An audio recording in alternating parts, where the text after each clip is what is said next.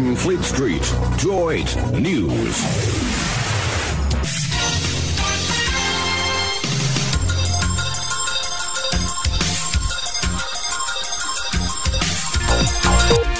Mesdames, Messieurs, bonsoir. Sur Télévision Serbie Internationale, aujourd'hui, l'événement marquant, c'est la commission indépendante de la COCOPE du parti politique français, l'UND, qui a arbitré entre les deux candidats.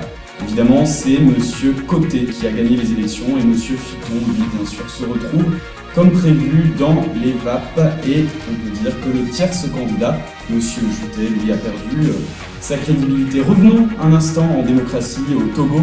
Nous apprenons un événement marquant, ce sont les manifestations des populations rurales qui ont rejoint leurs compatriotes urbains à Lomé dans la capitale. Et nous recevons aujourd'hui notre correspondant togolais, Monsieur Jean Rochefort. Vous êtes avec nous en duplex de la capitale du Togo, Lomé. Alors expliquez-nous un peu les faits marquants qui ont mené à cette vindicte populaire, à ces manifestations dans le pays des populations rurales.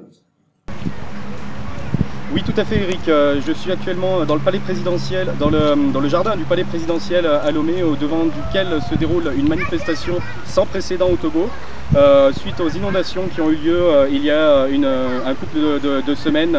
Ce qu'il faut savoir, c'est que le Togo est régulièrement soumis à des inondations qui génèrent un grand déplacement de la population. Alors, justement, Jean Rochefort, correspondant au Togo, ces manifestations, comment se sont-elles déroulées? Est-ce un succès des populations du Togo? Finalement, est-ce que cet événement, vous pensez, va marquer le gouvernement pour une meilleure redistribution de ses ressources hydrauliques pour éviter les risques d'inondation, Jean Rochefort?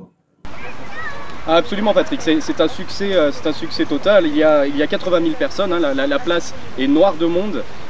Les revendications sont très claires, les porte-paroles s'expriment clairement.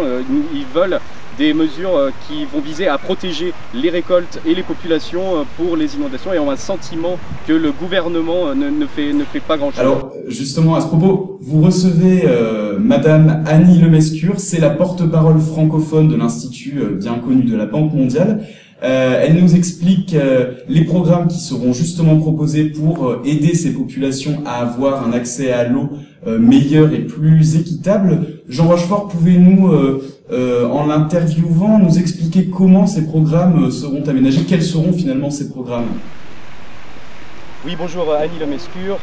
Nous vous demandons, est-ce que vous pouvez nous expliquer ce qui se passe à l'heure actuelle au sein du palais présidentiel et les programmes qui vont être mis en place? J'ai cru comprendre qu'il y avait un programme de la Banque mondiale.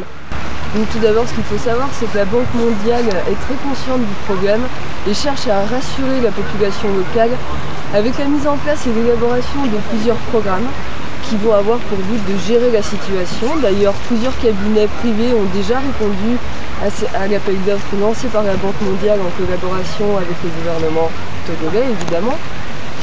Dont, par exemple, le projet mené par Gévaudan Advice Togo.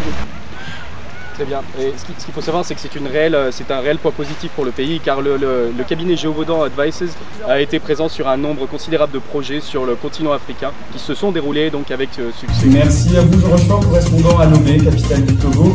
Nous nous retrouvons pour la suite des informations tout à l'heure.